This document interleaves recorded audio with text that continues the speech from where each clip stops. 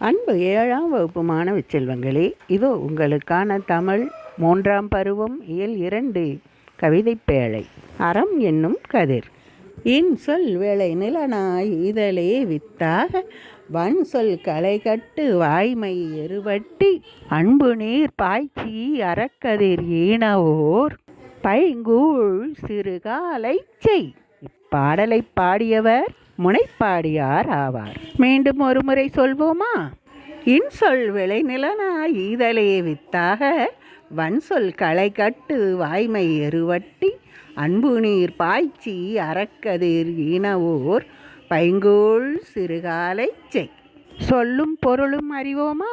சொல்லும் பொருளும்: வித்து விதை, ஈன பெற பெற்றுக்கொள்ளுதல், நிலன் நிலம், களை வேண்டாத செடி, பைங்கூழ் பசுமையான பயிர், வன்சொல் கடுஞ்சொல்.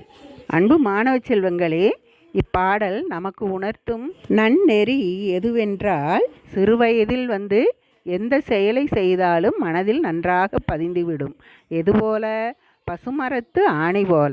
எனவே இதை இந்த நற்பண்புகளை விவசாய நிலத்தோடு ஒப்பிட்டு நமக்கு நல்ல விதைகளை விதைத்து பயிர்களின் ஊடே வேண்டாத களைகளாகிய செடிகளாகிய வன்சொல் கடுஞ்சொற்களை தவிர்த்து இன்சொல்லாகிய பயிரை விதைத்து நற்பண்புகளாகிய நல்ல விதைகளை விதைத்து இன்சொல்லால் நற்பண்புகளால் வளர்ந்து நன்னெறியில் வளர பசுமையான பயிர் போல் வளர்ந்து வாழ்ந்து சிறக்க இது இப்பாடல் நமக்கு நல்வழிகளை காட்டி அந்நெறியில் வாழ வழிவகுக்கிறது.